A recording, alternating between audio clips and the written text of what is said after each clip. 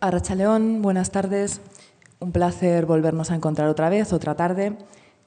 Como sabéis, teníamos programada otra sesión con otra autora, con María Bastarós, y que por desgracia no pudo venir, y hemos tenido la gran suerte de que Florencia aceptara el reto y que haya hecho el esfuerzo de venir. Así que yo, sabéis que siempre pido un aplauso justo antes de que ella empiece a hablar, pero en este caso me gustaría dárselo antes porque el esfuerzo que ha hecho es grande y hay que valorárselo.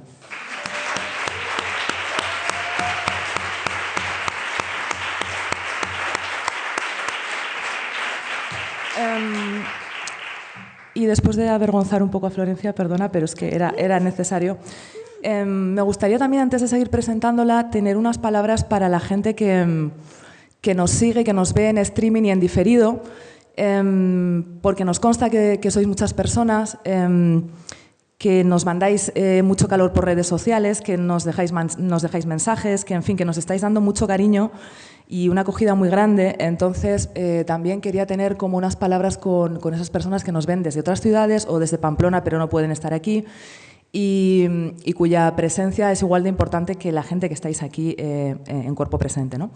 En cuerpo presente, eso. Bueno, que estáis muy vivas, perdón. Voy a mandar un beso a esa gente, a pesar de haberlo estropeado en el último momento, a través de la cámara de Rubén. Muchas gracias a la gente que nos veis desde casa.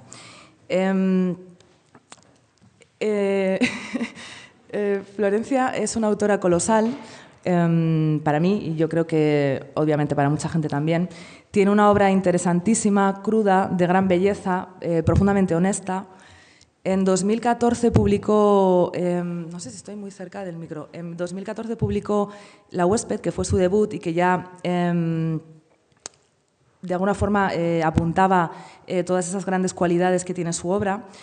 En 2017 apareció lo que para mí fue una de las mejores novelas de ese año, que es Madre mía, un ejercicio literario autoficcional brutal sobre la enfermedad, la complejísima y atormentada relación materno-filial, sobre el duelo, sobre la pérdida, sobre la redención. En 2019 lo volvió a hacer, es decir, volvió a publicar otra novela espléndida y otra de las mejores novelas de ese año, desde mi punto de vista, que fue La versión extranjera, que además ganó, espero no decirlo mal, el Premio Internacional Ciudad de Barbastro de ese año. Esa novela trazaba un ejercicio maravilloso y doloroso también sobre la memoria, sobre los relatos que una misma traza para su supervivencia emocional. Hablaba de la familia, de las oscuridades y complejidades que se tejen en torno a los lazos familiares, y también una gran novela. El año pasado publicó Mis hijas ajenas, un bellísimo poemario sobre la maternidad o la no maternidad, sobre la identidad en todo este proceso interminable de ser mujer, de ser madre, de ser hija. Y aparte de todo esto, también Florencia es editora y también ha publicado literatura infantil, que no tengo los títulos, pero me consta que tienes un par de títulos de literatura infantil. Así que, bueno, nada más, no me extiendo con la presentación. Gracias por estar aquí y, de verdad, gracias, Florencia, porque eres una persona amabilísima, aparte de una autora increíble, y solo te podemos dar las gracias porque en una semana hayas decidido acompañarnos y que, además, vayas a hablar de Clarice Lispector, que yo estoy muy emocionada. Gracias, otro aplauso. Gracias.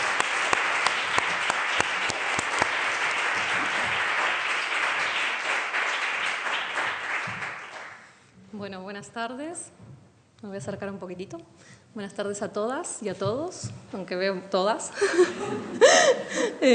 Nada, gracias Nerea por invitarme, gracias a Letra Heridas, a CiviBots y a todas ustedes por el doble aplauso también. Y bueno, cuando me llamó por teléfono para estar aquí hoy con ustedes, enseguida pensé que la autora de la que quería hablar era Clarice Lispector. Así que bueno, vamos a hablar un poquito de esa autora y yo preparé esta presentación que se llama Clarice Lispector tiene nombre de mujer, ¿vale? Y la organicé en 3 partes. Una introducción que se llama Nombre y Mujer, una primera parte, el nombre y lo innombrable, y una segunda parte, Las niñas no se visten de rosa. La introducción, que se llama Nombre y Mujer, la voy a leer porque es un texto que escribí y la verdad es que prefiero leerlo para no hacer mucho lío e irme por las ramas. Y luego ya la primera parte y la segunda parte va a ser un poco menos leída, aunque la verdad es que traje muchas citas y también les leeré algunas otras cosillas por ahí. Vale, voy a empezar con Nombre y Mujer. Aquí en esta introducción que escribí también un poco, o sea, lo que quiero es como comentar unas cosas muy breves de su biografía, pero que me parecen importantes, y hacer foco sobre todo en este tema del nombre y de la mujer, que van a ser los dos ejes con los que voy a atravesar casi toda la charla y que voy a lanzarlos por primera vez, digamos, en este texto que les voy a leer. Clarice Lispector es esa autora que dijo que escribir es una maldición que salva.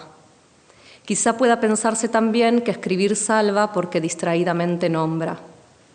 Aunque Lispector desarrolló parte de su producción literaria en la década del 60, por ejemplo, La Pasión según G.H. y Aprendizaje o El libro de los placeres son de esa época, es decir, en los mismos años que García Márquez publicaba Cien años de soledad o Cortázar Rayuela, no tuvo ninguna chance de formar parte del boom latinoamericano, muy probablemente por 3 razones por encima de las demás. Por la carga filosófica y subjetiva de sus obras, por ser mujer y porque era considerada un poco no latinoamericana. Nació en Ucrania, hija de matrimonio judío, y llegó a Brasil de bebé. Su familia se exilia en 1920 cuando ella apenas tiene meses de vida. Ya en Brasil, todos los miembros de la familia adoptan nombres portugueses. El suyo era Chaya, pero pasó a ser Clarice. ¿Cómo se hace para volver a nombrar lo que se era? En ese país sudamericano viven en Maceió, en Recife y en Río de Janeiro. De adulta viaja a Europa justo antes de la Segunda Guerra Mundial. Pasa allí 5 años y, casada con un diplomático, se traslada a Estados Unidos con su marido. Regresa a Río cuando se separa. Esta breve biografía obliga a reconsiderar el tema de la identidad. Las mujeres de los textos de Clarice son mujeres que están en lucha con su identidad. Muchas veces tienen nombre, y ese proceso de nominalización alcanza su punto más álgido en una operación de subjetivación. Pero no es para nombrar absolutamente. No es el nombre inequívoco, porque el nombre podría ser otro. Es, en cambio, el cuestionamiento sobre la identidad de la mujer. Escritora de los márgenes, Clarice eleva a la mujer extranjera, la mujer sola, la mujer y sus circunstancias de clase, la mujer madre y la mujer política, pero sobre todo la mujer cuerpo con nombre, al universo de su obra. Y desde allí se erige una poética de la marginalidad, de la minoría, del desplazamiento y de la oscuridad. Es como si en un pacto con el psicoanálisis pudiéramos leerla bajo el prisma de la mujer que no existe, porque existen estos personajes de Clarice con nombre. Fabio Morábito dice que Kafka se aferra a un nombre como un náufrago a una tabla. La literatura de Lispector nos dice que entre Chaya y Clarice se abre la grieta de todo un género, paréntesis, literario o de identidad sexual, es decir, mujer, cierro paréntesis, que siempre está fuera de lugar. Lo femenino como una forma también de extranjeridad. Cito a Clarice. Entonces, escribir es el modo de quien tiene la palabra como carnaza. La palabra pescando lo que no es palabra. Cuando esa no palabra, la entrelínea, muerde el anzuelo, algo se escribió. Una vez que se pescó la entrelínea, con alivio se podrá arrojar la palabra afuera, pero cesa la analogía. La no palabra, al morder el anzuelo, la incorporó. Lo que entonces salva es escribir distraídamente. Cierro comillas, este es un texto de Agua Viva, que es su libro póstumo. Hizo falta que pasara mucho tiempo para que cierta justicia comenzara a operar sobre la producción literaria de Clarice Lispector. Hay que leerla porque es esa clase de literatura que solo puede nombrar desde la aceptación de que el lenguaje también hace agua. Y justo ahí, en esa maldición o naufragio aparece, como quien lo hace distraídamente, la literatura que salva. Bueno, ahí tenemos una... Gracias.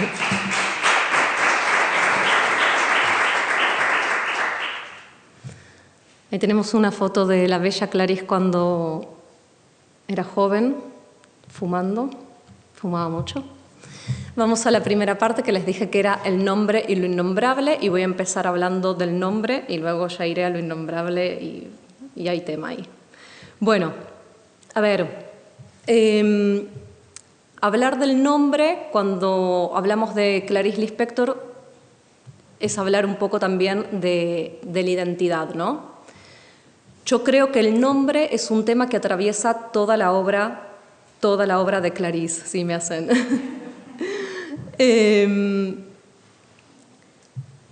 Y por otro lado, por lo que ya un poquito les comenté en la introducción que acabo de leer, hay todo un tema con el nombre de ella, ¿no? Entonces es lo que vemos en... Sí, ¿no? Estamos en la misma.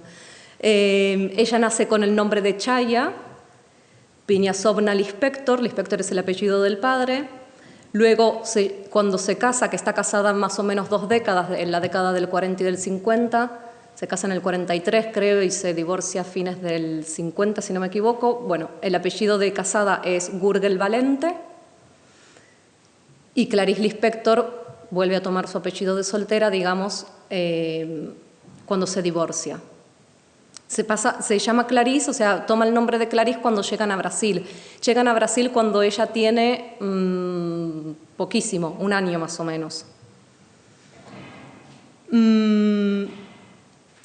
Vale, yo voy a hablar básicamente, debajo puse esos 3 nombres, Lori, Macabea y GH, porque voy a hablar de lo que para mí son las 3 novelas, bueno, no voy a hacer las 3 novelas más importantes de ella, porque no sé si son las más importantes o no, aunque bueno, La Pasión según GH sí creo que definitivamente lo es, pero sí son las 3 novelas que a mí me volvieron loca, digamos, y quisieron que fuera mi diosa amada, Clarice, ¿no? O sea, son las novelas que realmente... Y estos 3 personajes son realmente los personajes de Clarice que a mí me deslumbran.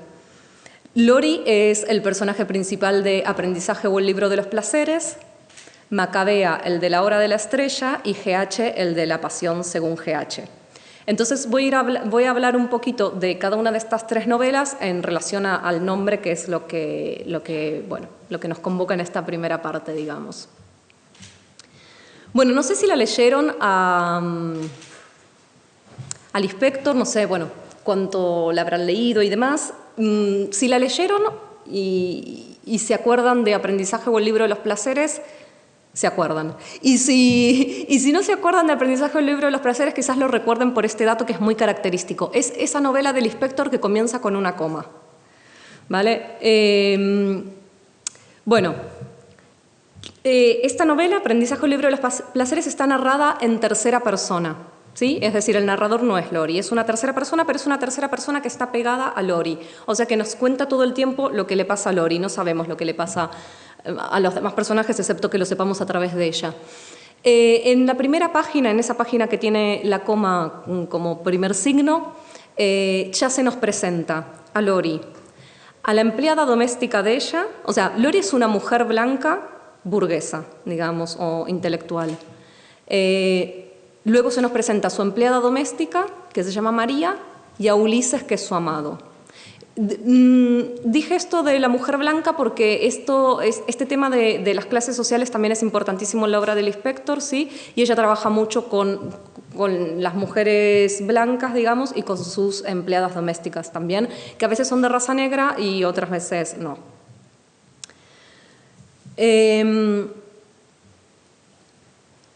Les voy a leer 2 citas de esa novela para que vean cómo aparece literalmente el tema del nombre de ella.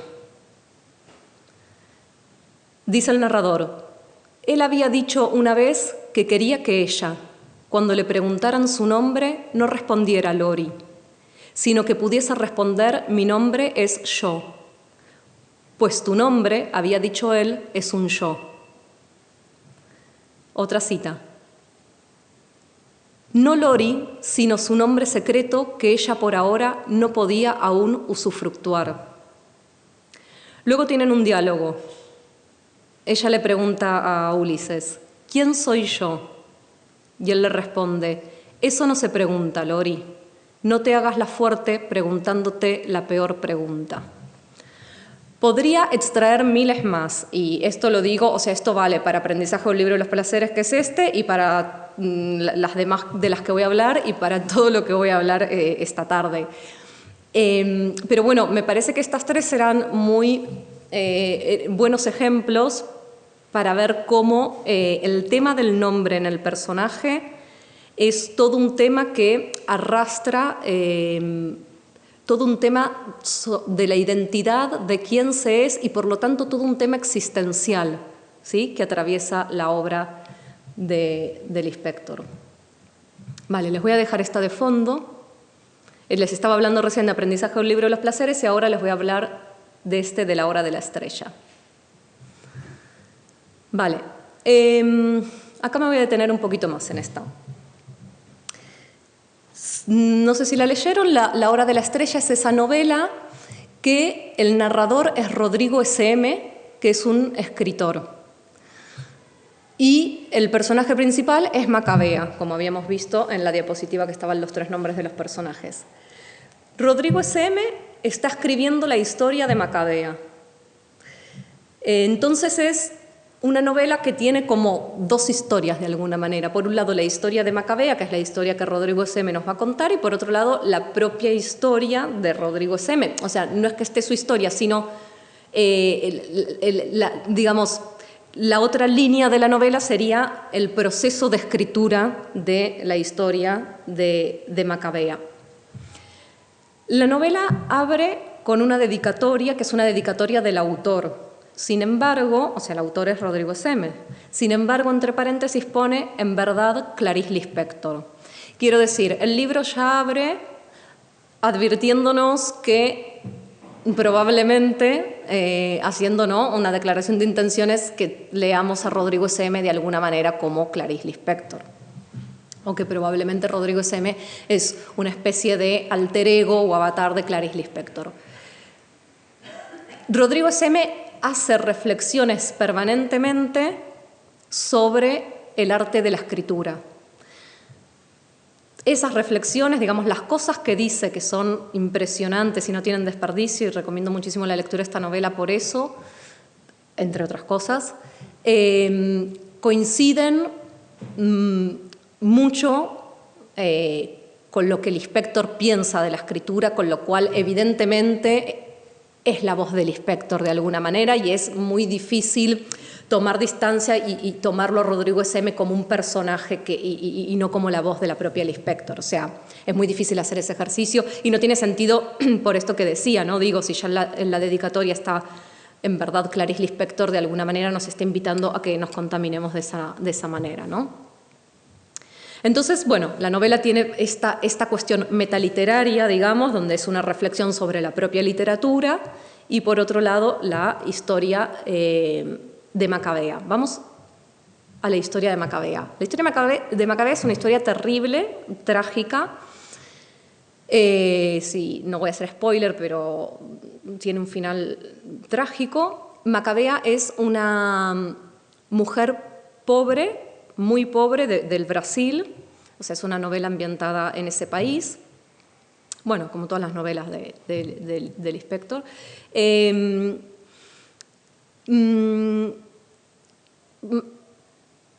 Es mecanógrafa, pero tiene un salario inferior al salario mínimo, pasa hambre, vive en una habitación que comparte con 4 mujeres más. Las 4 se llaman María. Esto es muy curioso respecto al tema del nombre. Una se llama María a secas y las otras 3 se llaman María algo, que no recuerdo, pero tampoco importa. Pero bueno, están las Marías y está este personaje principal, que es Macabea, que es esta mujer pobre. Ahora, hay algo muy, muy curioso. La novela es una novela bastante breve, de 80 páginas, y el nombre de Macabea no aparece sino hasta la página, estoy hablando de esta edición, que es la edición de Siruela, que es la que más fácilmente se consigue aquí en España, El nombre de Macabea no aparece sino hasta la página 42, es decir, que no conocemos el nombre del personaje del que nos está hablando todo el tiempo, sino hasta la mitad de la novela. Hasta entonces, el narrador, su narrador, que es Rodrigo S.M., que nos está contando su historia, la llama la muchacha, la mecanógrafa o la norestina. La norestina porque es del noreste. Y cuando aparece su nombre en la página 42, aparece, esto es también absolutamente destacable desde mi punto de vista, aparece cuando ella conoce a un hombre. Ella se toma un día libre en el trabajo, le miente al jefe que le duele no sé qué, sale a caminar a la calle, hay una lluvia muy fuerte y bajo la lluvia conoce a un hombre del que se enamora. Recién ahí sabemos su nombre porque se sucede este diálogo que les voy a leer. Él le pregunta, acaban de verse, es un flechazo en la calle, digamos. Él le pregunta, si me permite, ¿cuál es su nombre? Macabea. ¿Maca qué? Bea. Se vio obligada a completar. Disculpe, pero parece el nombre de una enfermedad de la piel. Y ella le responde, a mí también me parece extravagante, pero mi madre hizo voto de ponérmelo a Nuestra Señora de la Buena Muerte si yo vivía. Hasta hacer el año nadie me llamaba, porque no tenía nombre. Yo hubiese preferido seguir así sin que nadie me llamara, en lugar de tener un nombre que nadie más tiene, según parece. Bueno, o sea, nos enteramos de su nombre recién ahí y nos enteramos de esta manera. Así también se nos presenta a Olímpico, que es él. Como vemos, no es el hombre más dulce del mundo, ¿no?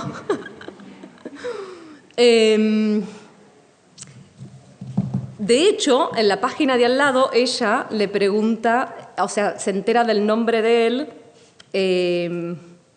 y también hay una conversación muy graciosa sobre el nombre de él. Vale, ella le pregunta su nombre y él le contesta, Olímpico de Jesús Moreira Chávez. Y ella le dice, no entiendo su nombre, ¿Olímpico? Bueno, el diálogo sigue, no viene al caso, pero digo, también hay todo un malentendido, digamos, con el nombre de él. De todos modos, a mí me interesa centrarme en los nombres de mujer, pero porque me interesa centrarme en los personajes femeninos del inspector. En otro momento, tienen un diálogo donde ella le dice, no sé muy bien quién soy. Él le responde, pero al menos sabes que te llamas Macabea. Y ella le dice, es verdad, pero no sé qué hay dentro de mi nombre.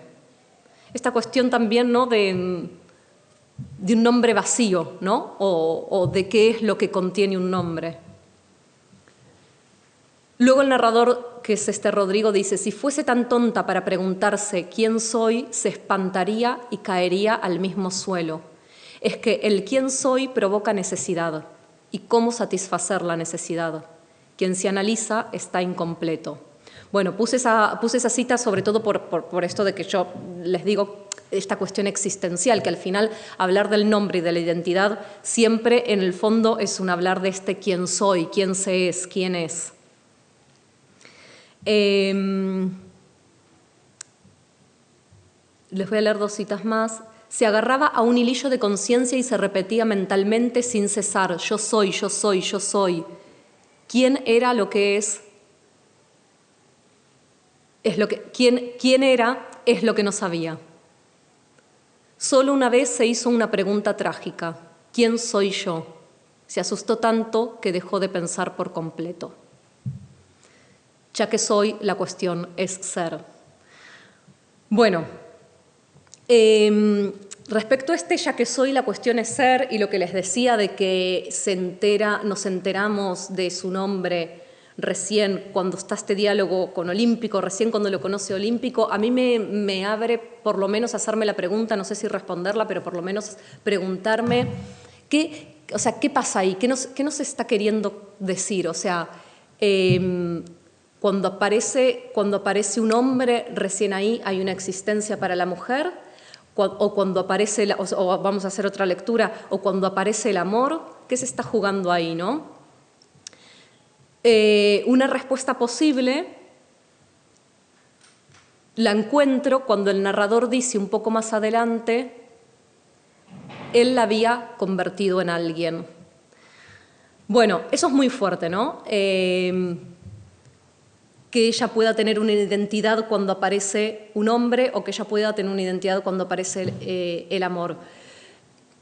Esta novela se refiere todo el tiempo de alguna manera a los que no son porque están excluidos. O sea, está hablando todo el tiempo y mucho de la pobreza. O sea, Macabea no es, y ese no ser probablemente está en relación, bueno, por un lado podría ser con la condición de mujer, si hacemos esta lectura de que cuando aparece el hombre aparece una posibilidad de existir, pero también con la condición de clase.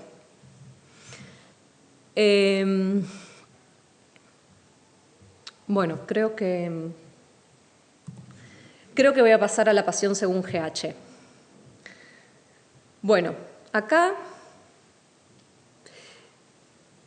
si la leyeron y la recuerdan, si la leyeron y no la recuerdan, si les digo que es la novela de la cucaracha, seguro que la recuerdan, ¿sí? O sea, porque es muy fuerte, o sea, porque es la novela de la cucaracha.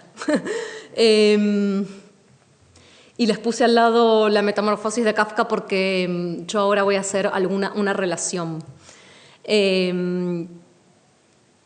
Para hacer esa relación prefiero leerles lo que escribí porque también si no me voy a liar un poco. Son cucarachas en los dos casos, sí, pero en un caso para enajenar, en el otro para liberar. Gregorio Samsa, GS, ahora es la cucaracha. GH ahora también es la cucaracha. Los dos se transforman.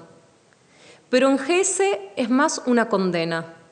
En GH una liberación. No tanto para trascender, sino más bien para transgredir la trascendencia, para ser ahora.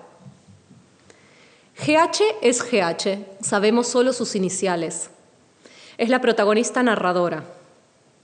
Una mujer burguesa que no se transforma en cucaracha, se destransforma para poder ser. Se disuelve lo individual y lo presente. Es una mujer para ser la mujer de todas las mujeres en el transcurrir de los milenios. Es tan primitiva como la especie a la que pertenecen las cucarachas. GH viaja del salón de su piso burgués hacia el cuarto de la criada, de raza negra, y allí encuentra dos cosas que no esperaba. GH esperaba encontrar desorden, pero encuentra una pintura en la pared donde se distinguen una mujer, un hombre y un perro y una cucaracha en el armario. Su viaje es como un viaje a las cavernas. No lo digo yo, lo sugiere la propia GH y se hace evidente. Una vez que entra allí y descubre a la cucaracha, GH se destransforma y hasta se deshumaniza para ir de la oscuridad a la iluminación, a aprender qué es ser, qué es vivir. Para ello, el camino es el despojo, el alcance de la neutralidad, el cero, la nada.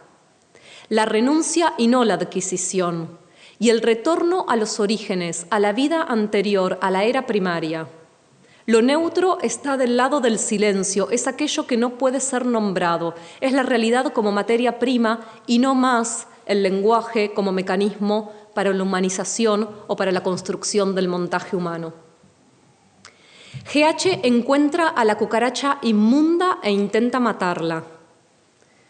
Cierra bruscamente la puerta del armario para pillarla y aunque lo logra, la cucaracha no muere. Queda ahí atrapada mirándola fijamente con ojos salados, así son descritos, y despidiendo de su cuerpo una sustancia blancuzca. GH se reconoce inmediatamente en eso inmundo, es ella misma inmunda, pero poco a poco, por medio del gran viaje o monólogo interior que constituye la novela, se acerca a una revelación. La renuncia es la revelación y ese es el premio. Lo que ahora tiene GH es la posibilidad de vivir, pues le fue revelado su ser para el que no se precisaban actos heroicos, sino más bien un gesto mínimo. Y GH hace ese gesto mínimo. Bebe el fluido blancuzco de la cucaracha y eso es como regresar a las entrañas. Bueno, primero quiero hacer una salvedad, y es que me tomé la licencia poética de escribir este texto diciendo que son 2 cucarachas, pero bueno, sabemos que no necesariamente en lo que se convierte Gregorio Sams es en una cucaracha, ¿no? O sea, se convierte en un asqueroso insecto y hay traducciones que sí es cierto que dicen cucaracha y hay otras traducciones y críticos literarios que hablan de un escarabajo y demás. Bueno, nada, no viene al caso, pero quería decirlo para que no se me acuse de nada. Y luego, yo cuando escribí este texto y pensé en relacionar La Pasión según GH con la Metamorfosis, también en algún momento dudé y pensé si no era muy tirado de los pelos. Y recién cuando venía en el tren aquí a Pamplona, leí en un libro que venía leyendo, bueno, evidentemente era sobre Lispector, no es que, pero no era sobre esta novela, no era sobre nada en particular. Leí que la escritora francesa Hélène Cixous dijo que Clarice Lispector era lo que Kafka habría sido de mujer. Entonces, bueno, me pareció muy curioso y lo quería también compartir. Bueno, entonces, La Pasión según GH es, bueno, todo lo que dije en el texto que leí. Lo parafraseo un poco así muy brevemente. Es esta mujer burguesa que se queda sola en su casa y entonces aprovecha que la criada no está y va al cuarto de la criada. Y va con este prejuicio de que lo que va a encontrar es un caos, un desorden, no sé qué, y encuentra estos 2 elementos que les dije. Bueno, un cuadro que ahora no viene al caso y esta cucaracha. A partir de ahí entra como en trance, ¿no? Y toda la novela es el trance, o sea, es este viaje que se pega el personaje en el cuarto de la criada. Es una especie de viaje místico que tiene, donde se le revela toda una cuestión existencial, ¿no? Y donde sucede esto que es que deja de ser la que era de alguna manera para ir como algo más originario. Es más bien, se despoja, digamos, es más bien una pérdida y no una ganancia, pero sin embargo esa pérdida es ganancia, ¿sí? De hecho, ahora les voy a leer una cita donde ella lo explica con un objeto, o sea, hay algo que deja de tener, pero sin embargo ese dejar de tener, bueno, lo adelanto, ahora lo voy a leer de todos modos. Ella dice que tenía como una tercera pierna y pierde esa tercera pierna y ahora pasa a tener 2, y sin embargo eso es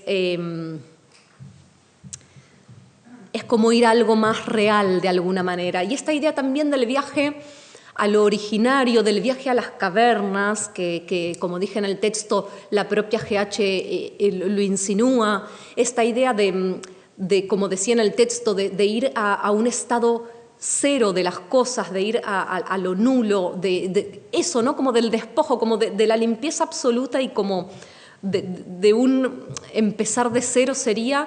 digo, pero esta idea del viaje al originario es muy... también es como otro tópico común en Lispector. Por ejemplo, su famoso cuento, El huevo y la gallina, que está en sus cuentos completos, pero en Felicidad clandestina también, en ese libro de cuentos, es uno de sus cuentos más famosos y yo creo que es precisamente el cuento por excelencia donde es un poco la pregunta sobre este origen de los orígenes sería, ¿no? Como la cosa, como el estado cero de las cosas. Es un cuento muy, muy raro que cuando le hicieron una entrevista a Lispector para la televisión brasilera, la única entrevista televisada que le hicieron, ella ahí le dijo al periodista, porque el periodista le preguntó si estaba de acuerdo con esta idea que siempre se dijo sobre su obra, de que es una obra muy hermética. Y el inspector le contesta que no lo entiende. Y bueno, es cierto, siempre se le acusó de que su obra es absolutamente hermética y ella siempre dijo que no era así. Pero en esa entrevista, en la televisión brasilera, ella le dice, bueno, sí es cierto que hay un cuento mío que no entiendo y es El huevo y la gallina. Realmente es un cuento muy, muy extraño, que bueno, no sé, digo, no sé, si no lo entendía ni ella, yo seguramente tampoco entendí nada, pero sí que una interpretación posible creo que es eso, ¿no? Para mí es un cuento sobre este viaje al estado cero de las cosas, ¿no? Pero que no tiene que ver con la historia, con la H mayúscula, o sea, no tiene que ver con eso, sino tiene que ver con una cuestión existencial de la que estoy hablando desde que empecé, ¿no? Bueno, les voy a leer la cita donde ella habla de esto de la tercera pierna. Dice, he perdido algo que era esencial para mí y que ya no lo es. No me es necesario, como si hubiera perdido una tercera pierna que hasta entonces me impedía caminar, pero que hacía de mí un trípode estable. He perdido esa tercera pierna y he vuelto a ser una persona que nunca fui. He vuelto a tener lo que nunca tuve, solo 2 piernas. Sé que únicamente con 2 piernas es como puedo caminar, pero la ausencia inútil de la tercera me hace falta y me asusta. Era ella la que hacía de mí algo hallable por mí misma y sin necesitar siquiera inquietarme por ello. Hasta ahora, hallarme era tener una idea de persona en la que insertarme. La idea que me hacía de la persona procedía de mi tercera pierna, de la que me sujetaba al suelo. Bueno, yo creo que es un poco, de alguna manera, dicho, claro, lo que voy a decir ahora al lado de este nivel de narrativa y de poesía es malísimo, ¿no? Pero ¿qué quiero decir? Como, de alguna manera es esta idea de máscara, ¿no? Y de personaje que el ser humano lleva, que existir implica sería, ¿no? Que existir y que vivir implica. ¿Qué es eso? Que es ir por la vida con un nombre al que se supone respondemos y está lleno de algo, no ese vacío que decíamos algo, ese nombre está lleno de mí, yo soy Florencia, ¿no? O sea, y el nombre es por fuera y adentro está el sujeto que es ese nombre. Bueno, un nombre ¿no? y un montón de cosas, y todas las cosas que hacemos y con las que nos nombramos, como hacía el narrador, ¿no? Mecanógrafa, pobre, Norestina. Y lo que le pasa a GH, que además es curioso, o sea, digo, cabe resaltar que a la mujer blanca burguesa le pasa viajando al cuarto de la criada pobre negra, ¿no? O sea, lo que le pasa es perder todo eso, ¿no? Deshacerse de todo eso e ir a algo ancestral que tiene que ver con no ser, con un estado cero o nulo en ese sentido, ¿no? Dejar de ser, que era lo que estaba en el texto que les leía, al punto de convertirse en cucaracha, que tampoco se transforma en cucaracha, pero también era una licencia poética en el sentido de hacer una cierta comunión con eso, que lo hace en el gesto mínimo que les decía de chupar el fluido ese blancuzco que la cucaracha desprende cuando la pilla con la puerta, ¿no? Bueno, otra última frase que les voy a leer de La Pasión según GH es: me había transformado en la persona que tenía mi nombre y he terminado por ser mi nombre. Bueno, es un poco más de lo mismo, ¿no? Lo dice en relación, o sea, está recordando a la que era, o sea, lo dice ya desde su estado de trance cuando ya le pasa todo lo que le pasa. Pero bueno, esta idea de ser un nombre, ¿no?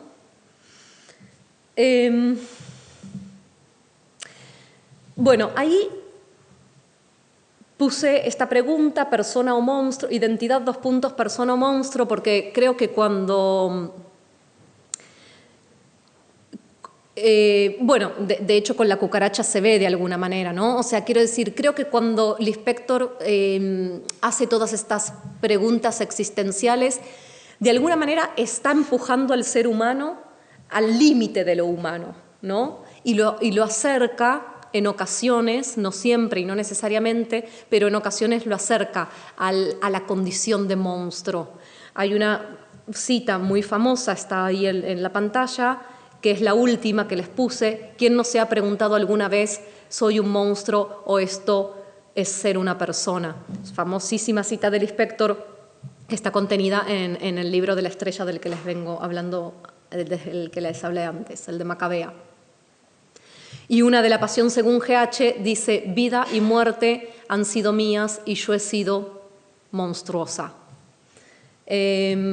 Entonces les escogí algunas portadas de la Metamorfosis, ya que lo había traído, algunas portadas donde esta condición de lo monstruo y lo humano, ¿no? O sea, habitan en el mismo, es un mismo cuerpo, digamos, ¿no? O habitan en un mismo ser, lo monstruo y lo humano, o el bicho y lo humano. Entonces, bueno, estas 4 portadas que elegí me parece que de alguna manera muestran eso que, bueno, digo, en una interpretación libre que estoy haciendo, que de alguna manera es también lo que puedo leer en Lispector, ¿no? Una pregunta de eso, cuánto hay de monstruo y cuánto hay de humano en lo que somos.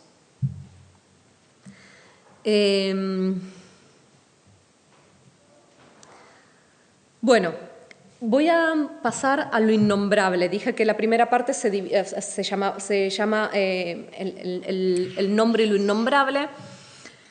Y ahora voy a hablar de lo innombrable, que me resulta mucho más difícil todavía. A ver, le puse lo innombrable de alguna manera para jugar con el nombre y lo innombrable, ¿no? Pero también creo que la palabra sería lo indecible, ¿sí? Entonces, bueno, voy a alternar todo el tiempo entre lo indecible y lo innombrable y entiéndanlos más o menos como sinónimos, digamos, hagamos ese pacto. Luego, creo que en esta parte voy a tartamudear un poco por la sencilla razón de que justamente lo innombrable, o sea, yo no voy a poder decirlo del todo, ¿vale? ¿Se entiende? O sea, voy a decir algo que es un poco indecible, con lo cual no sé si voy a poder decirlo. Y voy a hacer todo el tiempo un intento de decirlo, pero es un poco indecible y por lo tanto, bueno, seguramente me trabe por momentos porque, bueno, porque voy a hablar de algo que yo llamo lo inefable, ¿sí? O sea, de algo que no voy a poder alcanzar del todo y no puedo terminar de traer. Y es precisamente eso lo que quiero decir. O sea,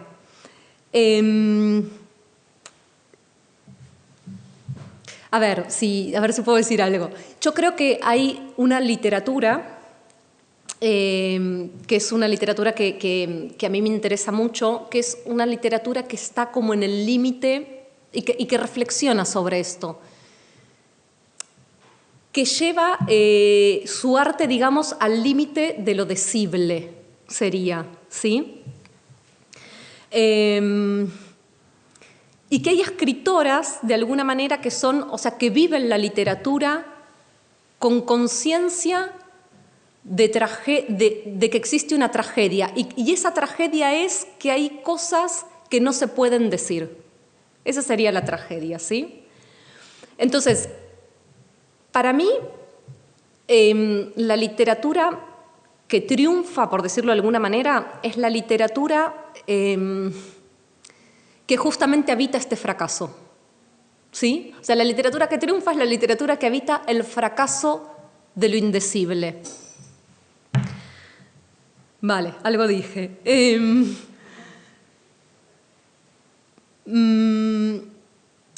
Yo considero que Clarice Lispector es una de esas escritoras. O sea, yo considero que Clarice Lispector es una escritora que coquetea todo el tiempo con los límites de lo decible, con los límites del lenguaje, por lo tanto,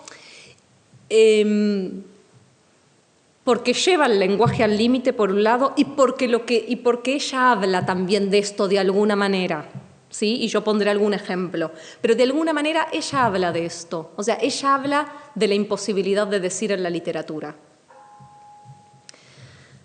Por otra parte, yo voy a referirme a una cuestión biográfica. Yo nací en Buenos Aires, ¿sí? Nací en la Argentina y viví en la Argentina mis primeros 29 años de vida. Me mudé a España, eso cuando tenía 29 años, y desde entonces vivo aquí. Llevo 8 años en España. Me considero una escritora emigrante.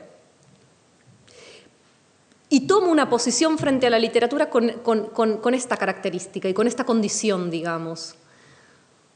Salí de un país donde se habla el castellano y me mudé a un país donde se habla el castellano. No habría problema a priori. Sin embargo, las variables del castellano son completamente diferentes y, y a mí la lengua se me puso en juego. De todos modos, paréntesis, creo que la lengua se pone en juego siempre. Y sobre todo, cuando hay una operación de escritura, creo que la lengua se pone en juego siempre. Pero a mí se me puso doblemente en juego de alguna manera porque también se me pone en juego la hora de escoger si escribir canilla o grifo, por ejemplo, ¿no? Por decir. Bueno, entonces, por esta condición biográfica mía, a mí me interesan especialmente las autoras mujeres emigrantes. Yo llevo unos años ocupándome de ellas. Ocupándome me refiero a nada, no trabajo en la academia, pero bueno, leyéndolas más, analizándolas, trabajándolas en seminarios si tengo la oportunidad o lo que sea. Por ejemplo, una de ellas es Agota Christoph, ¿no? Escritora húngara que se va a Suiza. Otra escritora que me encanta, que les recomiendo mucho, Silvia Molloy, una escritora argentina que escribe desde Estados Unidos. Bueno, habría muchas más. Pero, por ejemplo, estas dos, ¿qué característica hay? Ellas nacen en un país cuya lengua materna es una y se van a un país, se exilian por las razones que sean, políticas o demás, se van a un país en el cual la lengua es otra y adoptan la lengua del nuevo país. Ese es un caso diferente al mío. Y al mío y al de tantas otras escritoras que también van de un país cuya lengua materna es igual al del país de acogida, digamos. El caso de Clarice Lispector es un caso muy curioso y para mí yo la considero, y es, no la considero yo, es, y ahora les voy a contar por qué, lo es, una escritora migrante, una escritora que migra. Porque ella nace en Ucrania y si bien se va de bebé, que nunca llega a hablar el ruso, su lengua materna es el portugués, ella, sin embargo, tiene una marca de extranjeridad. Ella carga con esa marca de extranjeridad. Por varias razones. Porque carga con su historia, y como todos y todas, no hay manera de escapar de eso.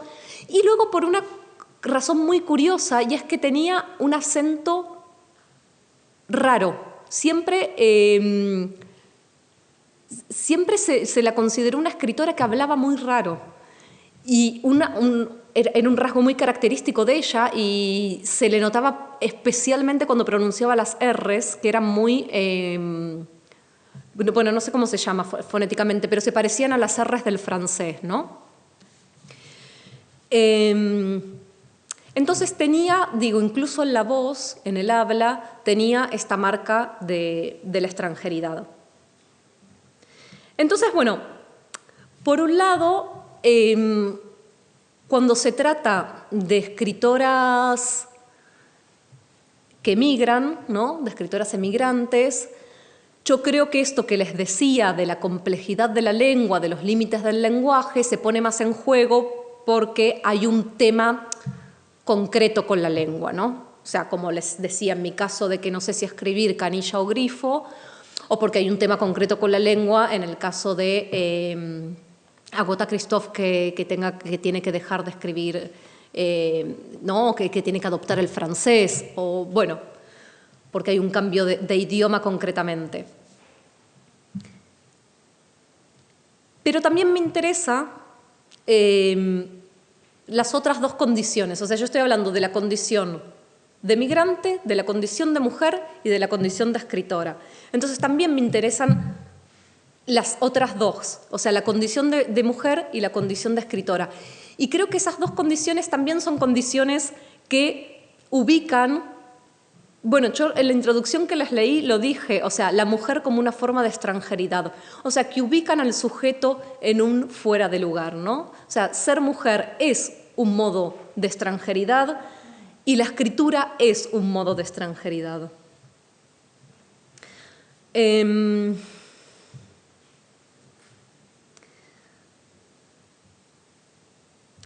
ese sentido, lo tienen en la pantalla, o sea que seguro que ya lo espiaron. O sea, las tres citas de Clarice Lispector que a mí me parece que hablan de esto que yo estoy tratando de decir son claramente estas tres. La primera es: lo que hace difícil escribir es tener que usar palabras. Esto está en una crónica que ella publica en el Jornal do Brasil, para el cual escribió bastante tiempo. Ahí puse Aprendiendo a Vivir, porque Aprendiendo a Vivir es el título del libro que publica Siruela, donde compila esas crónicas. Otra cita es: no soy un intelectual, escribo con el cuerpo. La hora de la estrella. Dice un intelectual y no una intelectual porque es la voz de Rodrigo S.M. La tercera es: aquello que en verdad apenas llamo, pero sin saber su nombre. La pasión según G.H. Esta última la escogí porque en realidad me completa un poco también lo que habíamos hablado anteriormente, ¿no? El tema del nombre, pero aquí no referido a la persona, o sea, no el nombre propio, sino esto de llamar a algo, pero sin saber su nombre. O sea, es esta idea de que el lenguaje, ¿cómo lo dice, no? O sea, les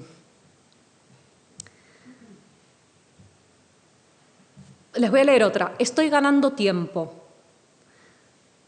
Sé que todo lo que estoy diciendo es solo para ganar tiempo, para retrasar el momento en que tendré que comenzar a decir, sabiendo que nada más me queda por decir. Estoy aplazando mi silencio.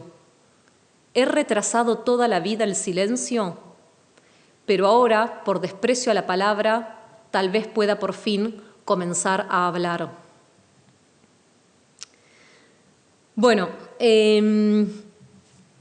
una escritora que creo que lo dice mucho mejor que yo, esto que intenté decirles, y no sé si les supe transmitir bien esto de lo indecible, o de los límites del lenguaje, o de la imposibilidad de decir, o de lo innombrable, etcétera, etcétera.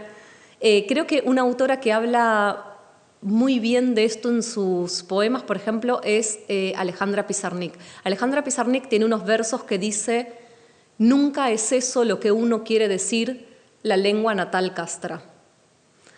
Bueno, me parece que lo dice muy bien. Y luego hay un escritor que se los cité en la introducción, que es este autor que es Fabio Moravito, y escribió, entre otros, este libro que se llama El idioma materno.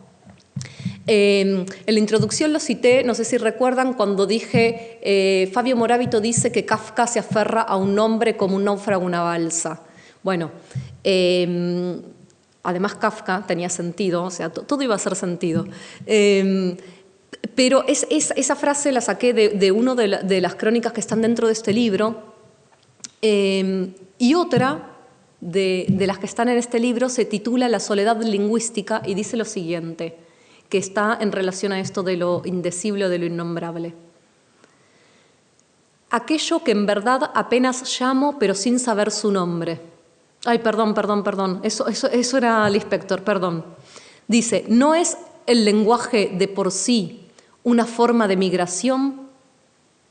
No existe en el seno de cualquier idioma, en el hecho de la pura interacción verbal, con sus deslices y malentendidos inevitables, con sus correcciones y sus pulimientos también inevitables, la conciencia latente de que sería posible decir de otro modo lo que estoy diciendo, no solo cambiando el lugar y la entonación de estas palabras, sino usando otras palabras.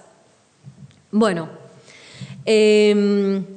a mí lo que más me interesa, o sea, escogí esta frase porque lo que más me interesa es la primera pregunta, ¿no? O sea, esta que dice, no es el lenguaje de por sí una forma de migración, ¿no? Entonces, bueno, creo que eso, que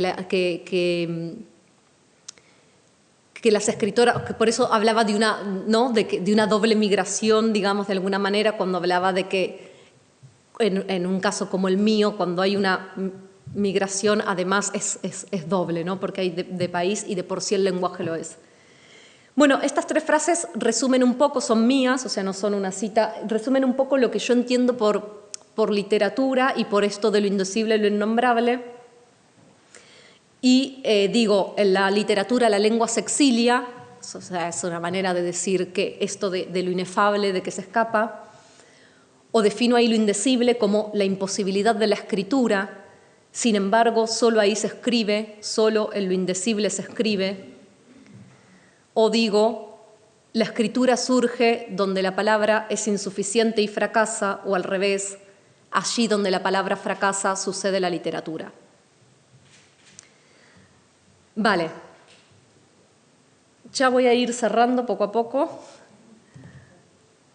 Paso a la segunda parte, que era las niñas no se visten de rosa. Y en esta segunda parte, bastante más breve que lo anterior, voy a hablar brevemente de dos cosas. Por un lado, de la mujer y por otro lado, de la rosa o de lo rosa, ¿no? Bueno, como ya dije y como vimos y como sabrán si la leyeron, o sea, las obras de Lispector están llenas de personajes femeninos, la mayoría de sus cuentos están protagonizados por personajes femeninos. Estos personajes femeninos, por eso también lo de las niñas no se visten de rosa, bueno, por eso y por otra cosa que ahora les voy a decir, no siempre, o sea, son mujeres, pero a veces son niñas, o sea, también trabaja con la infancia, y a veces son ancianas.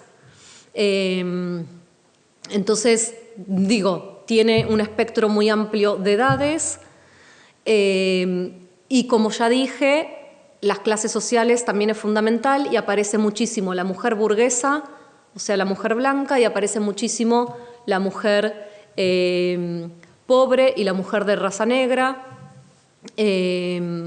Bueno,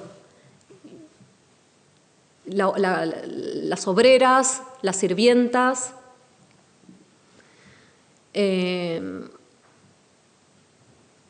vale. Luego, lo de la rosa o lo rosa tiene que ver, bueno, por un lado con que la rosa sería un símbolo de lo femenino, ¿no? Pero por otro lado, bueno, hice un pequeño rastreo de cómo aparece muy pequeño, porque también hay muchísimo, bueno, lo mismo que lo del nombre, fue un recorte absoluto lo que hice, ¿no? O sea, si nos ponemos a rastrear lo del nombre, extraemos citas y citas y citas. Aparece bastante el elemento de la rosa en la literatura de Clarice Lispector, pero también rastreé algo sobre el color rosa. Por ejemplo, en La hora de la estrella, Macabea se compra un lápiz labial rosa cuando lo conoce a Olímpico.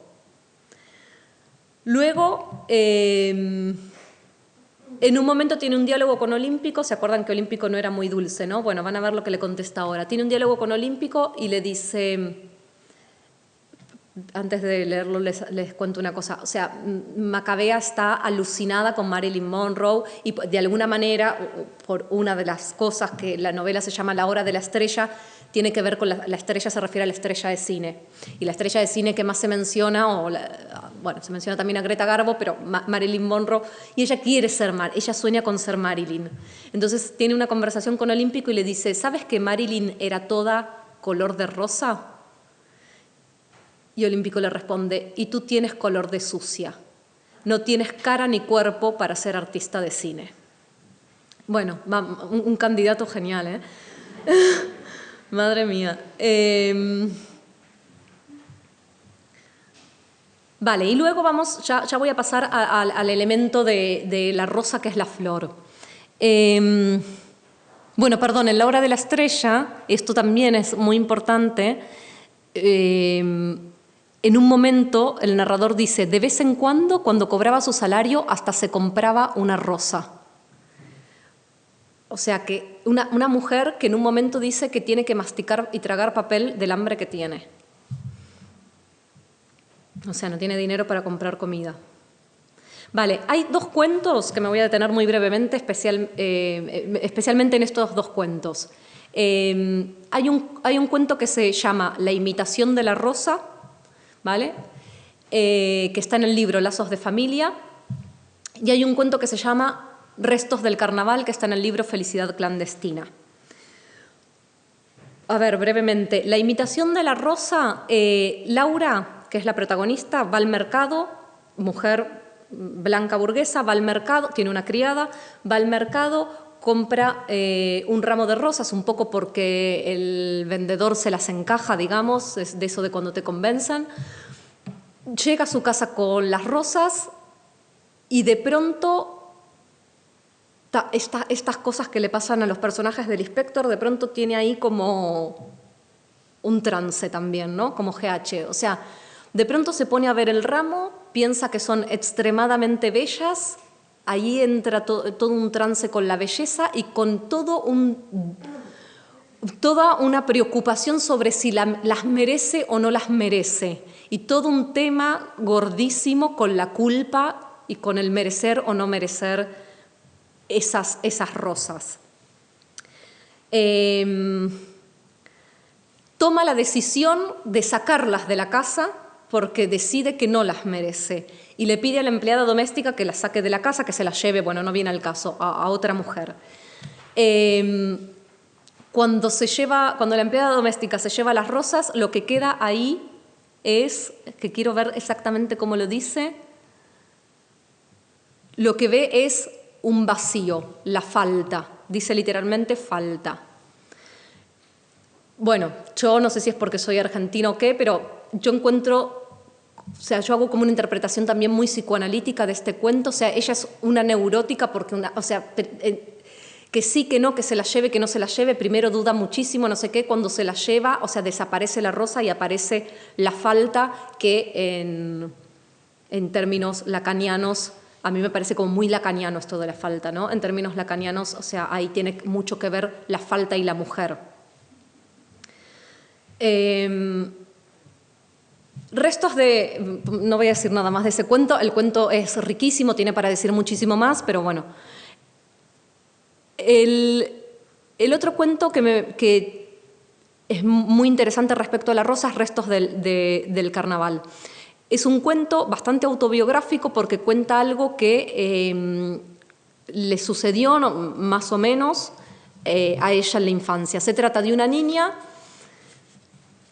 cuya madre está muy enferma, como era el caso de ella. Su madre estaba muy enferma cuando ella era una niña. Y nunca, o sea, el carnaval es una cosa importantísima en Brasil, como saben. Sin embargo, su familia no participaba del carnaval porque la madre estaba muy enferma y entonces como que no había lugar para la celebración, ¿no? O sea, es una familia que está metida en la tragedia, que no hay lugar para la celebración. Esta niña está en pleno carnaval, va a la casa de una amiga y a la amiga la madre le hace a la amiga un disfraz de rosa con papel crepe o estas cosas. Le sobra papel y le ofrece a la niña si quiere que le haga también un disfraz a ella con el papel que sobró. Y la niña dice que sí, que es lo que un poco se sabe que pasó al inspector. Pero cuando ya está vestida de rosa, la va a buscar, no sé si una hermana, no me acuerdo quién, en el cuento, y le dice que la madre ha empeorado mucho, que tiene que ir corriendo a la farmacia a buscar un medicamento y se queda sin carnaval, ¿no? Entonces es un poco, o sea, es un cuento tristísimo, ¿no? Porque o sea, digamos, es como, es eso, ¿no? Es como la privación de la infancia, la privación de la infancia y de la vida, de alguna manera, y una vez que parecía que podía ser dada y es dada, a través de este disfraz. Sin embargo, bueno, por las circunstancias es arrebatada de todos modos esa posibilidad, ¿no?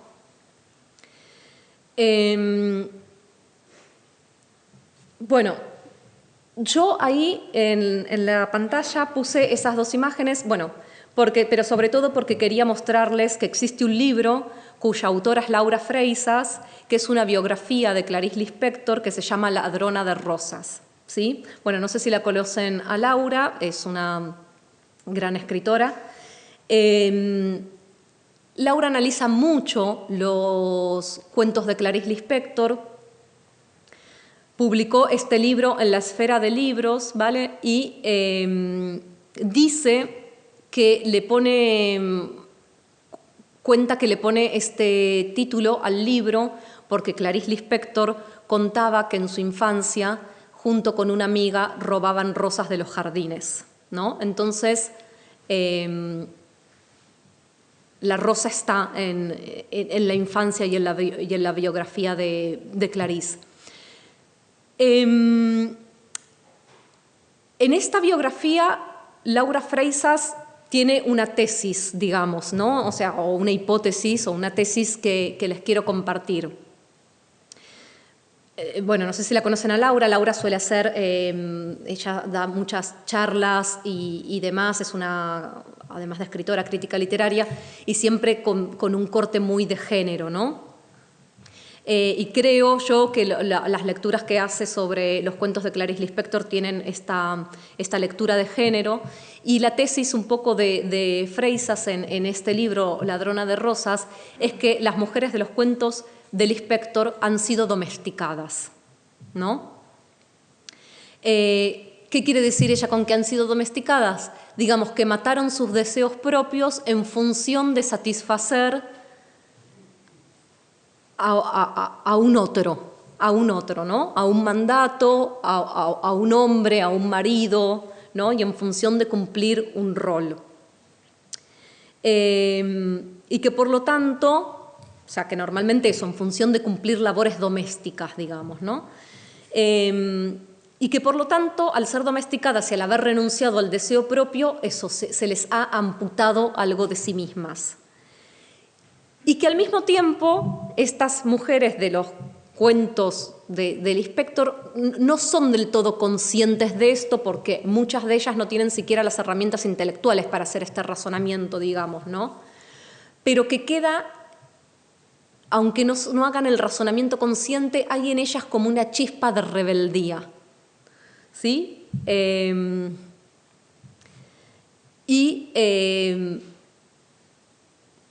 Esa chispa de rebeldía es lo que las hace hacer las cosas que hacen en los cuentos, que ahora no vienen muy al caso, y que si no hubieran sido domesticadas serían mujeres libres y autónomas. Ella, Laura Freisas, analiza especialmente algunos de los cuentos de Lispector, y entre esos cuentos analiza, entre otros, La imitación de la rosa, que es el primero del que les hablé, el del ramo de rosas, ¿no? Bueno, ya para cerrar, tenemos la cita esta de Lispector que dice: el destino de una mujer es ser mujer. ¿Qué querrá decir eso, no? Bueno, muchas cosas, y ahora podemos debatirlo. Y luego, ya que les conté la tesis de Laura Freisas y esto que hablamos de que las mujeres fueron domesticadas, si hablamos de rosas y de domesticadas, no sé si se les viene a la cabeza algo. Bueno, a mí se me vino esto, que me tomé el lujo de cerrar la charla con El Principito, porque cuando a mí yo dije rosa y domesticada, me acordé de las palabras del zorro cuando dice: eres responsable para siempre de lo que has domesticado, eres responsable de tu rosa. Gracias.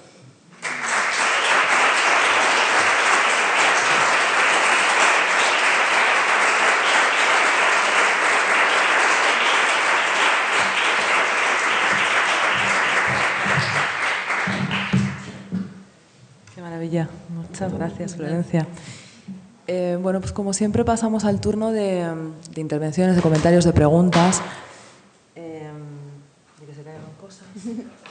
No sé si alguien se anima. Dale, José. Me ha llamado la atención, voy a preguntarte por la autobiografía de la que nos has hablado. Sí, sí. Me ha llamado la atención porque Benjamin Moser, claro, es muy famoso con la biografía de Susan Sontag. Te quería preguntar si la habías leído y qué te había parecido. ¿Esta biografía? La leí casi toda. Es un libro de unas 600 páginas más o menos, completísimo, y es una maravilla.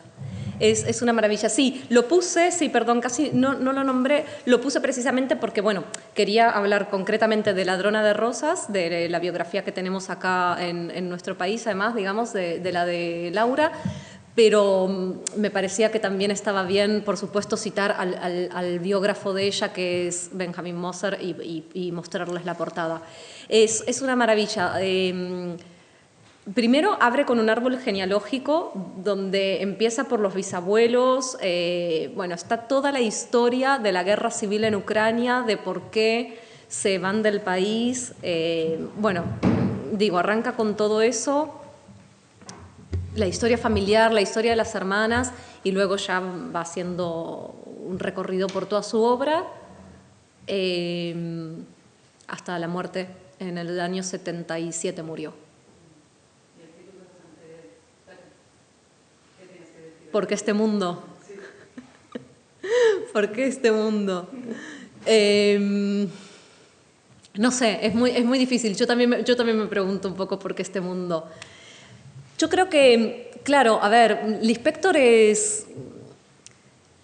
que es un poco también lo que yo dije en algún momento, ¿no? O sea, Lispector abre muchísimas preguntas, ¿no? Y creo que nos deja con todas las inquietudes, o sea, y me parece que la buena literatura hace eso, ¿no? Abrir preguntas y no necesariamente dar respuestas.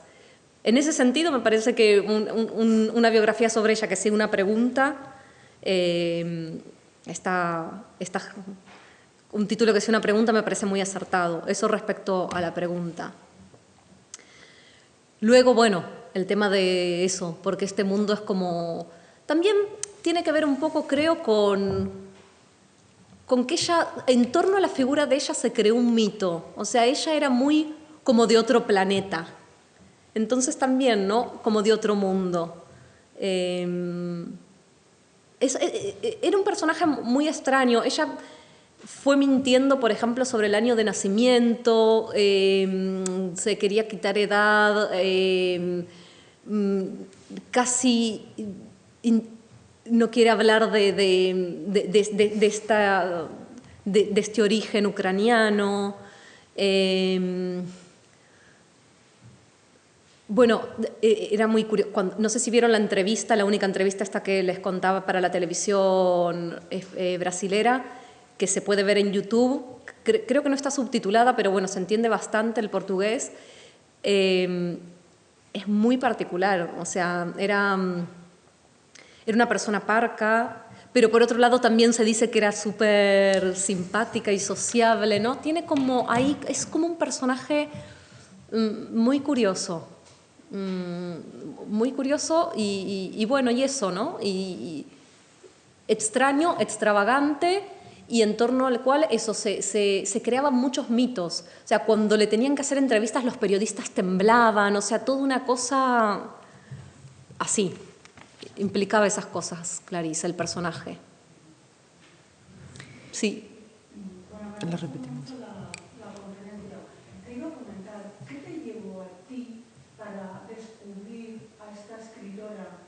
¿Qué referentes tenías y esa inquietud? Y luego, sobre todo, un personaje a mí me parece como muy curioso, interesante a la vez, y luego pues esas dudas que tiene, porque las dudas para mí son imprescindibles, que tenemos que tener muchas dudas, y para dedicarte a ella. Bueno, por si acaso no se ha oído, te preguntan de alguna manera cómo fue tu acercamiento a Clarice Lispector, en qué momento la descubres o a partir de qué referentes o cuál es el primer contacto, ¿no? Entiendo que es la pregunta. Sí, yo recuerdo, o sea, no estoy segura de que haya sido el primero, pero mira, la conocí de bastante grande, o sea, yo todavía estaba en la carrera de edición. Yo hice la carrera de edición, que en Argentina es una carrera universitaria. O sea, todavía era estudiante y ya trabajaba de editora en una empresa de libros infantiles, una empresa argentina de libros infantiles, y mi compañera de mesa, la otra editora, iba con un libro de Clarice Lispector casi siempre. Y me la recomendó ella bueno, y ahí empecé a leerla. Y inmediatamente, por esto que vengo diciendo, o sea, a mí me pareció una escritora, sí, de la que me quería ocupar porque por estas preguntas existenciales que se hace, y ya por esto también que decía, ¿no?, del manejo que hace con el lenguaje. Tiene un modo muy particular, si no la leyeron, o sea, tiene un modo bastante particular de escribir. Hay a quien se le hace un poco pesada también. Bueno, para mí no lo es en absoluto, pero entiendo esto que les decía antes de que la acusaban de, bueno, no sé si es una acusación, pero de que su obra era muy hermética. Tiene una cuota de hermetismo o de oscuridad. Bueno, a mí me parece que todas esas cosas son precisamente las que a mí me interesan, por esto también que le comentaba a ella antes, ¿no? Por esto de que al final son cosas que te plantean preguntas y no respuestas, y entonces, bueno, la verdad es que leer desde ese lugar a mí me parece que es mucho más enriquecedor. Sí, yo creo que bueno, que su modo de escribir y la carga, eso, lo que decía también en la introducción, ¿no?, la carga filosófica que tiene, esta cuestión existencialista, bueno, a mí me maravillaba, claro. Y luego ya cuando me mudé de país, y esto que les comentaba de la condición de migrante, ya también, ¿no?, más todavía me interesó. ¿Alguna pregunta más? Yo te quería, bueno, no sé si es tanto pregunta o comentario, ¿o qué te parece esta cosa que a mí me irrita un poco, que ocurre siempre con Clarice Lispector, que es la apelación a su belleza física, ¿no? Porque de hecho pasa también en la biografía de Moser, y se editan los libros siempre con su cara en la portada. Era una mujer bellísima, sin duda. Yo no sé si esto pasa en otros países, en Argentina, si tienen siempre la foto, o si ocurre solo en este país. Ya, pues a lo mejor es una cosa, no lo sé, porque a mí es como... O sea, yo creo que con Clarice operan como bastantes prejuicios, ¿no? Por un lado, toda esa cosa que ocurría con el hecho de que, bueno, cuando ya alcanzó cierto nivel de clase, ¿no?, y era una escritora casada con un diplomático, que viajaba, que vivía una vida de lujo y de aburrimiento, ¿no?, y que incluso durante un tiempo creo que no escribió tanto. Luego esta belleza y esta especie de fascinación que siempre opera en torno a ella. No, en realidad no sé lo que te estoy preguntando, pero sí, está bien. Es un poco sobre si puedes hablar de esto. Y luego, creo que tenía, bueno, sí, vamos a comentar Sí, esto. primero, yo no estoy segura, porque ahora la verdad es que me está fallando un poco la memoria visual, pero el tema de la cara de Lispector en las portadas de los libros de Siruela, porque son los de Siruela, yo no sé si... no todos los libros de Siruela tienen la cara de su autor. Es que ahora estoy dudando eso. No sé. Porque estoy pensando, por ejemplo, Italo Calvino. Dios mío, Siruela, perdóname. Bueno, en fin, no sé. No sé. Por eso, no sé. Digo, igual yo siento que se fetichiza un poco a Clarice Lispector. Pero por eso, pero primero quería como pero luego decir lo miramos, eso. porque... Luego lo chequeamos, pero eso, ¿no? Como que podría ser una cuestión ahí concretamente editorial. No obstante, en cualquier caso, aunque fuera una cuestión concretamente editorial, desde luego hay lo que dices, o sea, desde luego... Se habla permanentemente de la belleza del Lispector, hay todo, sí, una mitología, sí. Sí, en torno a su imagen. Bueno, yo creo que ella era coqueta y le gustaba... Bueno, es cierto que no le gustaba que le sacaran fotos... pero también pienso que puede tener que ver con esto de que es inaccesible, ¿no? O sea, es inaccesible y entonces, claro, acceder a su palabra escrita podía ser difícil porque es hermética. Acceder a hacerle entrevistas podía ser difícil porque no se deja.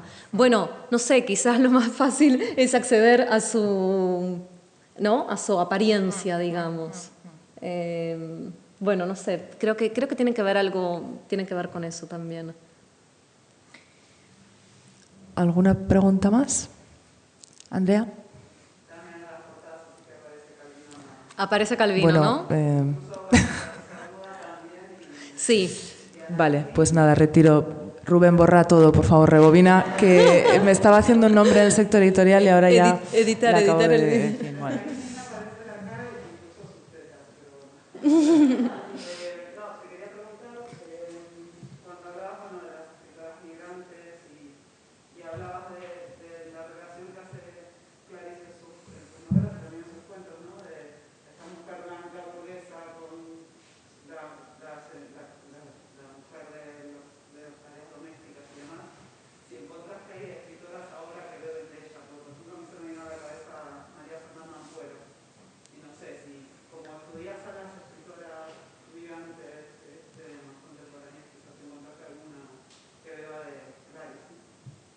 Ostras, me ha pillado un poco, me he distraído en la primera parte.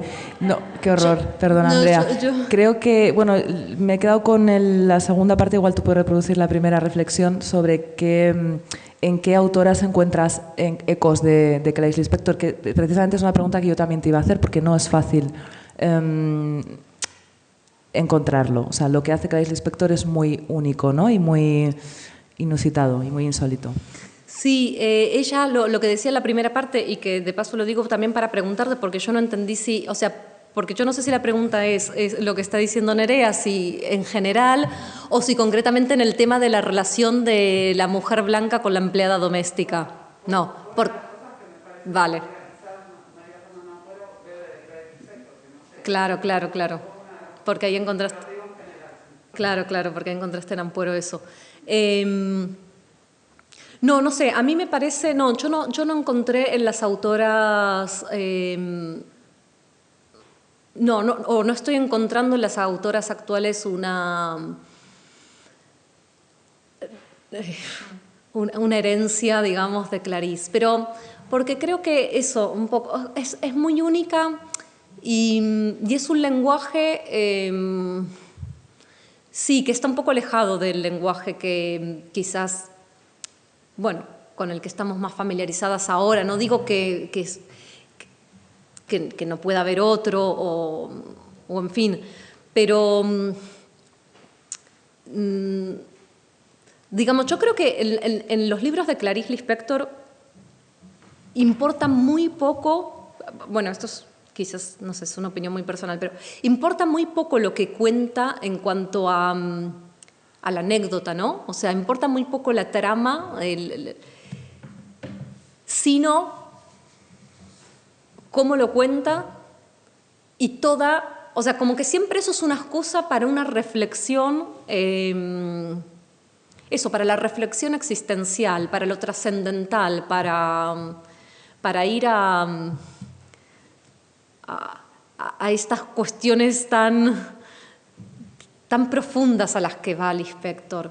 Y creo que la narrativa actual, por supuesto que puede y reflexiona sobre un montón de cuestiones profundas y existenciales y demás, pero con otro estilo. O sea, lo que yo no encuentro es un estilo parecido. O al menos ahora no se me ocurre nadie, no sé. Digo, con este estilo donde precisamente pone en primer plano al estilo de alguna manera, ¿no? O sea, y deja eso, y dejaría en un segundo plano esta cuestión de la trama en sí misma, de la anécdota, ¿no? Por ejemplo, este cuento que yo decía, que ella decía que no entiende, el del huevo y la gallina, o sea, también podríamos decir es que no cuenta nada, porque al final es como todo un divague filosófico, ¿no? O sea, tiene mucho divague filosófico y quizá uno podría decir, es que no me está contando nada. Bueno, está contando de todo, pero va un poco por ahí. Pues sí, no sé si alguien más quiere comentar o preguntar. Vale, pues vamos a despedir el encuentro de hoy. Os recuerdo que a partir del lunes, de mayo, ya podéis hacer la reserva para la asistencia de las charlas de mayo y junio. Nos vemos el próximo día, el 13 de mayo, con Sabina Urraca. Después el 27 de mayo con Belén Gopegui y el 3 de junio con Rosario Villajos. 3 últimas grandes citas en las que esperemos volver a veros. Un beso, un aplauso. ¡Qué horror!